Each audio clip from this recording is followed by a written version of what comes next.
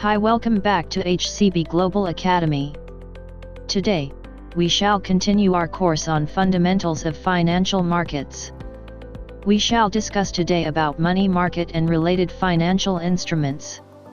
Let's now start. So what is financial instruments? Let's define. According to Conceptual Framework for Financial Reporting 2018, an asset is a resource controlled by the entity as a result of past events and from which future economic benefits are expected to flow to the entity. Assets can be classified in terms of physicality, tangible and intangible assets. Tangible assets are assets that has physical properties and can be easily seen, touched, or perceived by the five senses. Value of tangible assets are based on its physical properties. Examples of tangible assets include buildings, equipment, machinery, land, and supplies. Intangible assets are identifiable assets that do not have physical substance and usually represents a legal claim to some future economic benefit. Financial instruments, also called as financial assets or securities, are basically intangible as future economic benefit takes form of a claim to cash that will be received in the future. Financial instruments are the main vehicle used for transactions in the financial market. For the purposes of presentation in financial statements, financial instruments may be presented under cash equivalents or investments. Securities that are maturing within 90 days or less are classified under cash equivalents. Otherwise, they are classified under investments. There is a minimum of two parties involved in a financial instrument: the issuer and the investor. The issuer is the party that issues the financial instrument and agrees to make future cash payments to the investor. The issuing party usually needs additional funds for investment to further grow their business. On the other hand, the investor is the party that receives and owns the financial instrument and bears the right to receive payments to be made by the issuer. The investors usually have surplus funds that are not earning anything and are willing to bear some risk to earn something from their surplus funds. On an accounting perspective, investors recognize financial instruments as an asset. At the point of issuance of the financial instrument, the issuer usually receives something of value, usually cash, from the investor. The financial instrument then becomes the proof, hence called as security of the future claim of the investor from the issuer. Financial instruments have two main economic purposes. One allows transfer of fund from entities with excess funds investors to entities who needs funds issuer for business purposes, e.g. to pay for tangible assets. 2. Permit transfer of fund that allows sharing of inherent risk associated with the cash flows coming from tangible asset investment between the issuer and investor. Usually, the initial investor does not hold on to the instrument up until the time the issuer can make the payment. In such cases, investors trade their financial securities to other individuals or institutions who are willing to pay for their claim to future payment. Financial intermediaries that operate in the financial system demand funds from investors and convert these to various financial assets that the general public is willing to buy. As a result of these interlinked activities, claims of the final wealth holders generally differ from the liabilities recognized by the issuer's final demanders of funds. What is money market? One primary misconception is that money or currency is the security being traded in a money market. This is not true. Same with other markets, financial instruments are the primary subject of trading in a money market. However, the financial instruments traded in the money market are short-term and highly liquid, that it can be considered close to being money. Money market securities have three fundamental characteristics. 1. Usually sold in large denominations. 2. Low default risk. 3. Mature in 1 year or less from original issue date. Most money markets instruments mature in less than 4 months. Transactions in the money market are not confined to one singular location. Instead, the traders organize the purchasing and selling of the securities among participants and closes the transactions electronically. As a result, money market securities commonly have an active secondary market. An active secondary market enables individuals' organizations to trade money market instruments to cater to short-term financial needs. Money market instruments become a flexible tool as individuals' organizations may invest in these for short-term gains and convert it back to cash quickly once liquidity need arises.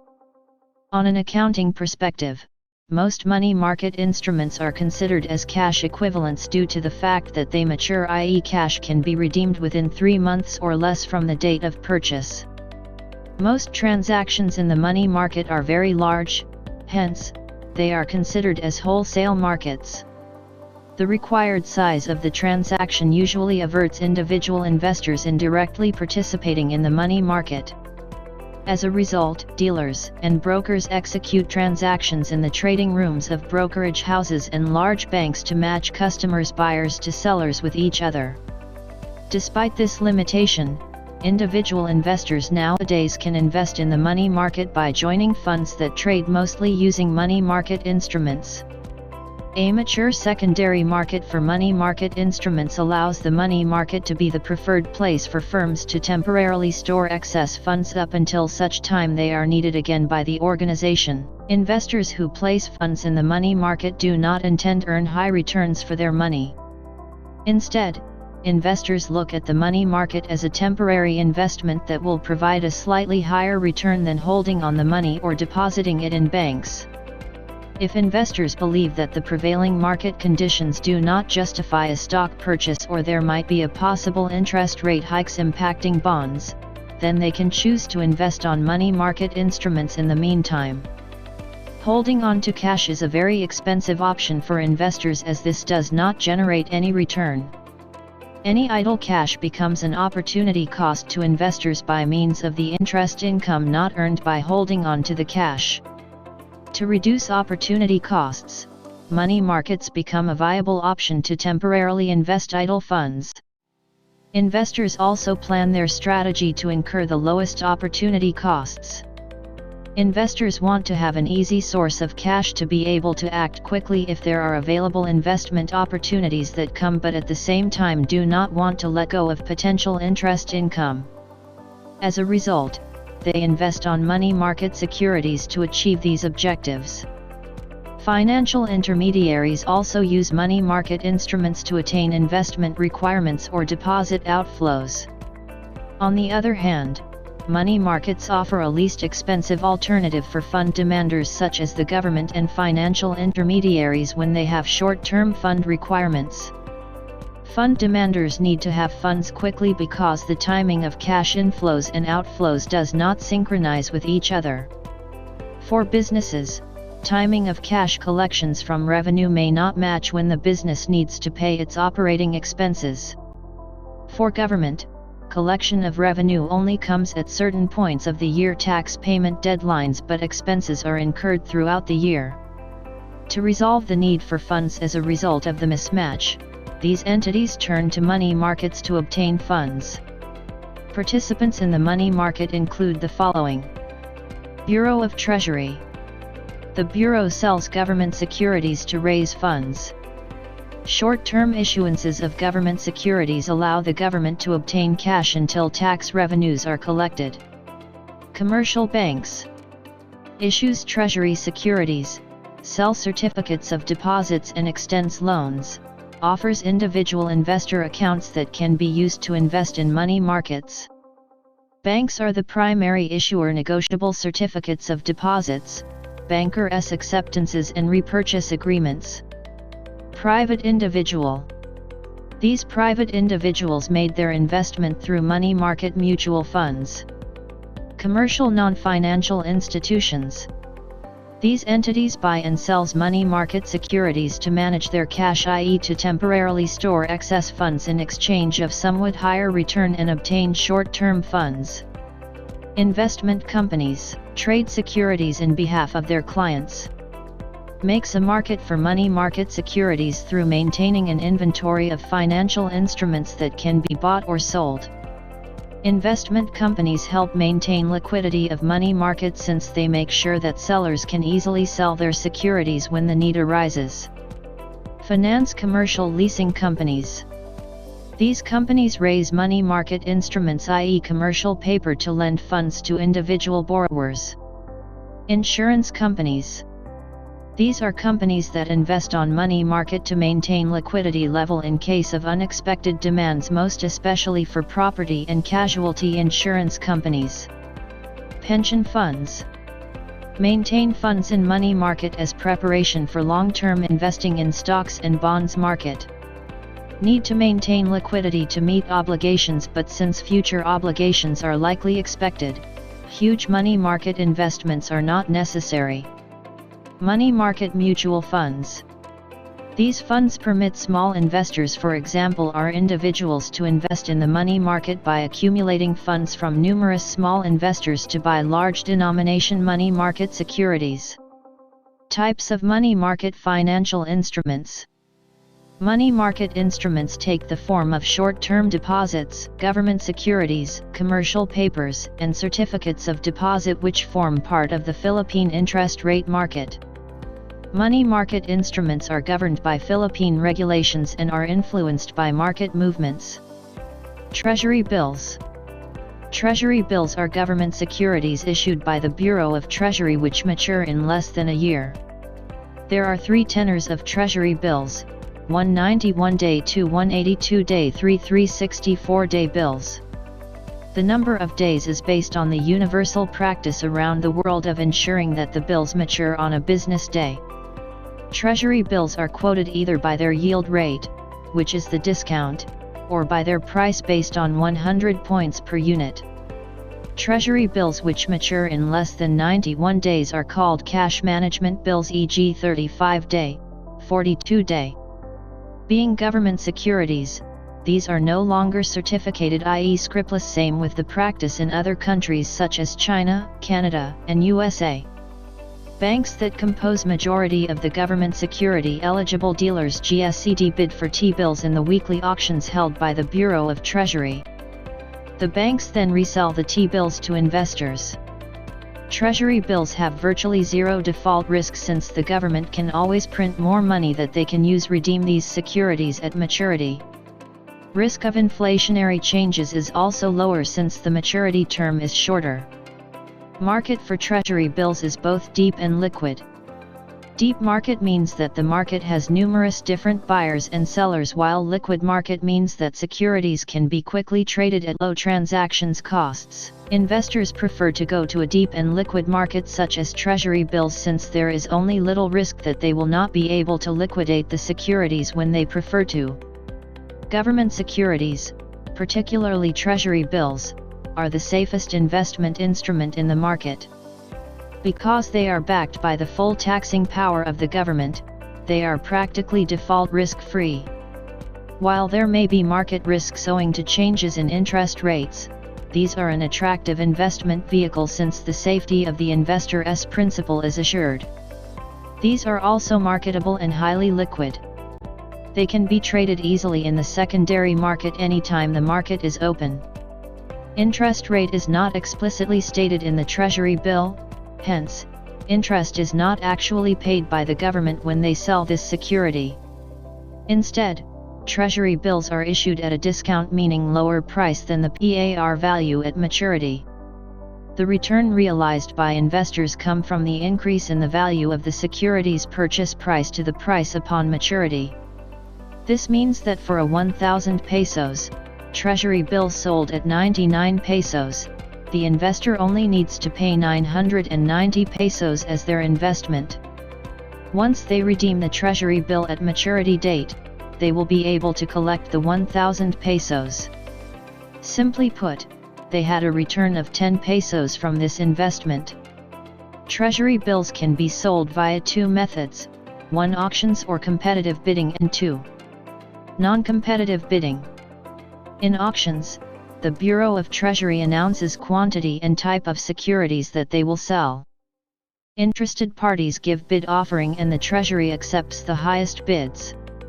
The Treasury accepts the bids in ascending order of yield until the accepted bids reach the offering amount.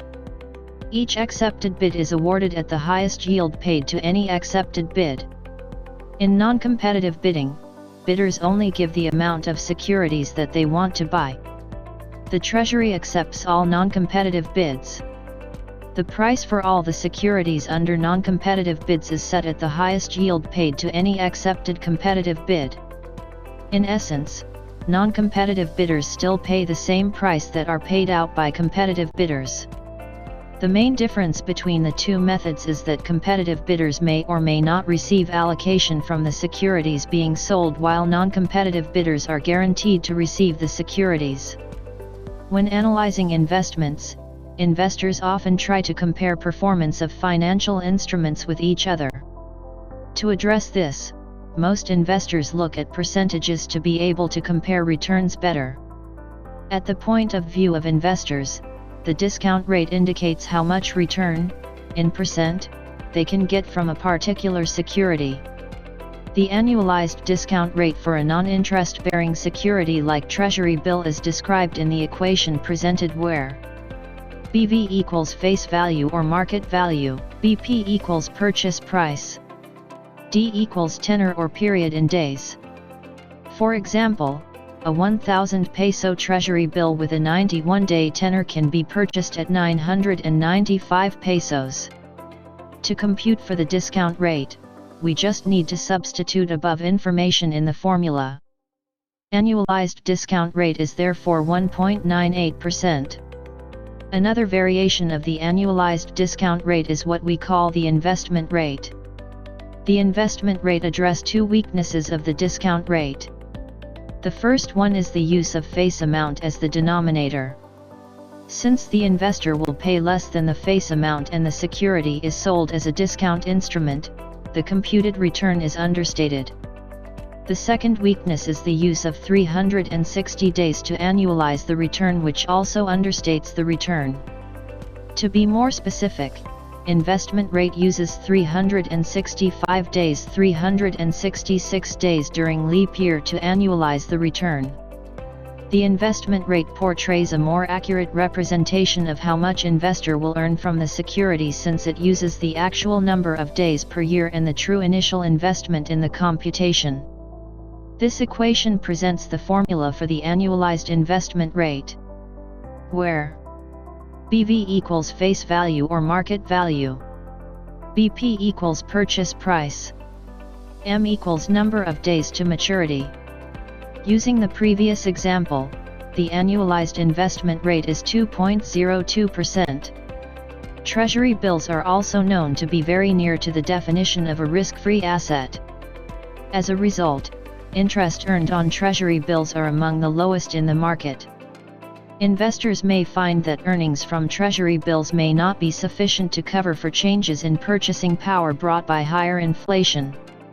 Treasury bills are mostly meant as an investment vehicle to temporarily store excess cash, since it may hardly catch up with inflation.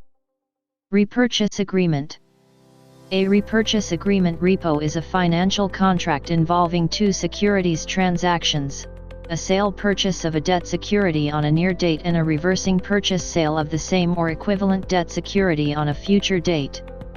Repurchase agreements enable short-term funds to be transferred between financial or non-financial institutions, usually ranging from 1 day to 3 to 14 days.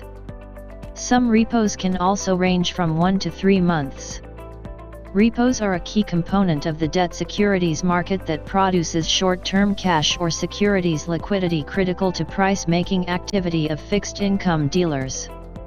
Dealers of government securities commonly use repos to manage liquidity and take advantage of expected changes in interest rates.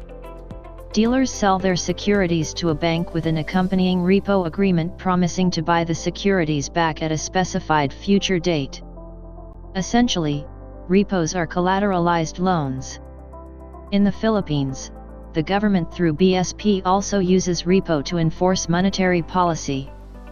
The BSP purchases government securities from a bank with a commitment to sell it back at a specified future date at a predetermined rate. In effect, a repo transaction expands the level of money supply as it increases the bank's level of reserves. Under a reverse repo, the BSP acts as the seller of government securities. Thus, the bank's payment reduces its reserve account, resulting in a contraction in the system's money supply. For both repos, the BSP can only affect the level of money supply temporarily, given that the parties involved commit to reverse the transaction at an agreed future date. At present, the BSP enters into repo agreements for a minimum of 1 day overnight for both repos and a maximum of 91 days and 364 days for repo and reverse repo agreements, respectively. Since repos are collateralized by the accompanying securities, these usually are treated as low-risk investments with low interest rates. Negotiable certificates of deposit. Negotiable certificates of deposit are securities issued by banks which records a deposit made. The certificate indicates the interest rate and the maturity date of the deposit. Since maturity date is stated in the certificate, negotiable certificates of deposit are treated as a term security with a specific maturity date. It cannot be easily withdrawn by the depositor since it is different from a demand deposit account wherein money can be withdrawn upon demand of depositor. A certificate of deposit essentially restricts holders from withdrawing funds on demand. The concept behind CDs is that investors are willing to accept a higher return in exchange of having no access to liquidity. Negotiable certificate of deposit is also classified as a bearer instrument. As a bearer instrument, whoever person or entity which possesses the instrument upon maturity will receive the principal and interest. This feature allows negotiable CDs to be purchased and sold between investors. Interest rates of CDs are based on the outcome of the negotiation between the depositor and the bank. Both parties should agree on the interest rate of the CD. The interest rates of CDs are usually at the same level with other money market securities since it carries a low level of risk. Investors can buy or sell certificates of deposit up until the instrument's maturity. Negotiable CDs may have maturity period between 1 to 4 months up to 6 months. However, there are lesser demand for CDs with longer maturity. Upon maturity, the bank shall pay the principal plus the interest to the investor who holds the CD. In the Philippines, the BSP allows and regulates the issuance of long-term negotiable certificates of deposits LTN-CD. LTN-CD refers to interest-bearing negotiable certificates of deposit with a minimum maturity of 5 years. LTN-CD offers a higher return compared to regular time deposit account because of the long period that depositors will be unable to withdraw the money. Commercial paper. Fundamentally, commercial papers are unsecured promissory notes. Commercial paper may be short-term or long-term. Short-term commercial paper means an evidence of indebtedness of any person with a maturity of 365 days or less. Long-term commercial paper is an evidence of indebtedness of any person with a maturity of more than 365 days. Since commercial papers are unsecured, only large and credit-worthy corporations can issue this security. Lenders will not accept commercial papers from small companies since they are going to assume high level of risk since this security is not secured. Commercial papers are issued directly to the buyer and usually, there is no secondary market for commercial papers. Dealers may redeem commercial papers if the bearer needs cash, but this seldom happens. Non-bank corporations like financing companies usually issue commercial papers and use the proceeds to fund loans that they extend to their clients. Issuers often maintain line of credits with banks to serve as backup for a commercial paper. The line of credit is primarily for the benefit of the issuer of the commercial paper. If the issuer is not able to pay the maturing commercial paper, the bank will lend funds to the issuer to enable the latter to pay for the commercial paper. The availability of line of credit reduces the risk associated with commercial papers, hence, this reduces the interest rate. Banks usually extends the line of credit and agrees to provide the loan in advance in case there is a need to pay off the commercial paper.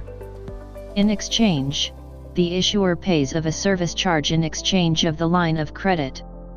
Issuers of commercial paper agrees to pay the line of credit fee because this is lower versus paying interest on the commercial paper for an extended period of time. Commercial papers may either have a stated interest rate on its face or sold at a discounted basis. In the Philippines, commercial papers are not required to register with SEC if they meet the following requirements. Issued to not more than 19 non-institutional lenders. Payable to a specific person. Neither negotiable nor assignable and held on to maturity.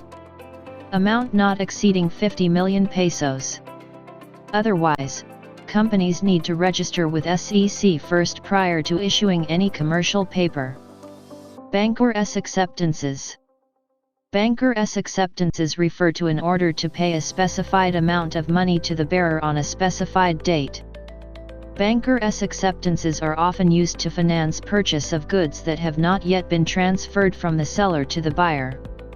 Banker S acceptance is usually offered to importers and exporters.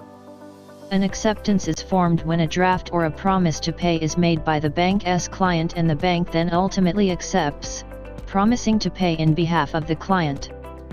The bank's acceptance of the draft translates to a promise to pay to whomever party presents it to the bank for payment. The client then gives the draft, i.e. banker's acceptance, to the vendor to finance the purchase. For example, Company A wants to buy a large equipment from Company B for the first time. Since Company B does not have any experience that will establish the creditworthiness of Company A, it may be reluctant to ship the equipment immediately because they might experience difficulty in collection afterwards. Company A may also be reluctant to send money to Company B for the same reason that they may not receive the equipment as promised. To help consummate the transaction, banks may intervene through the issuance of banker's acceptance, wherein it will lend its name and creditworthiness to the paying party, that is Company A. Banker's acceptances are usually payable to the bearer. Hence, this can be subsequently purchased and sold until it matures. Banker's acceptances are usually sold at a discount, similar with treasury bills. Market dealers also facilitate the trading of banker's acceptances by matching prospective sellers and buyers. Interest rates on banker's acceptances are usually low since default risk is very minimal. Evaluating money market securities. As a finance person, you should be able to understand and evaluate which money market securities to invest on depending on the purpose of the business. Money market securities may be evaluated based on the interest rates and liquidity. Interest rates are very relevant in deciding which money market securities to invest, since this dictates the potential return that can be received from the investment. Interest rates on money market tend to be relatively low as a result of the low risks associated with them and the short maturity period. Money market securities have a very deep market, thus, they are competitively priced. If you would notice, most money market securities carry the same risk profile and attributes, thus, making each instrument a close substitute for each other. Hence, if a particular security may have an interest rate that deviates from the average rate, supply and demand forces in the market would ultimately correct it and force it back to the average rate. Liquidity refers to how quick, efficient, and cheap to convert a security into cash. Treasury bills, that have a ready secondary market, are considered to be more liquid than commercial papers which do not have a developed secondary market. Holders of commercial papers tend to hold the security until it matures. For this reason, brokers may charge a higher fee for investors that would want to liquidate its commercial paper, since more effort shall be made to look for potential buyers compared to treasury bills that have buyers willing to purchase at short notice. Since most money market securities are typically short-term, money market is often preferred by investors who desire liquidity intervention, providing liquidity where it did not previously exist. Valuation of money market securities. Valuation of money market securities is important to determine at what amount an investor is willing to pay in exchange of a security. In some cases, investors need to give an amount as a bid to be able to buy securities. Money market securities can be valued using the present value approach.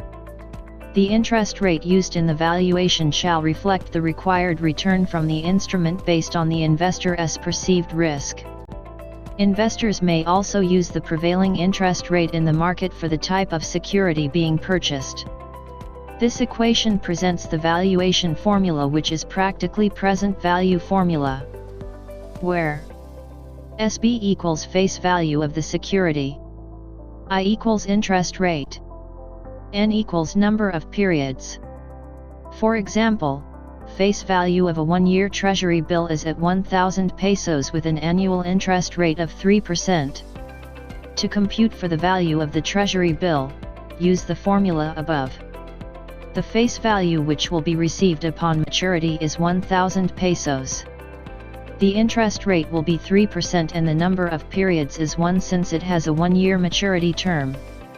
The market security value is therefore 970.87 pesos. This means that an investor is willing to pay 970.87 pesos for a 1,000 peso treasury bill based on the risks surrounding the instrument. In absolute terms, the investor will get return of 29.13 pesos from this investment. Assume that another 1,000 peso treasury bill with maturity term of 90 days with an annual interest rate of 4% is being evaluated. Assume 360 days. The value of said treasury bill is computed as follows. Market security value is therefore 990.10 pesos. The annual interest rate should be converted to match the 90-day maturity term. Hence, annual interest term of 4% shall be multiplied with 90 over 360 to get how much is the interest rate for the tenor of the security. In this case, the interest rate to be used is 1%, which represents the interest cost associated with the 90 days that the money is held by the government.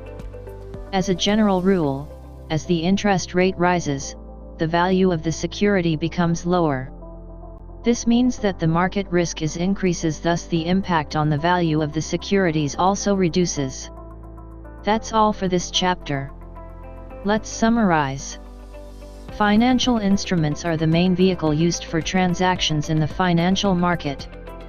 There are two parties involved in the financial instruments: issuer and investors.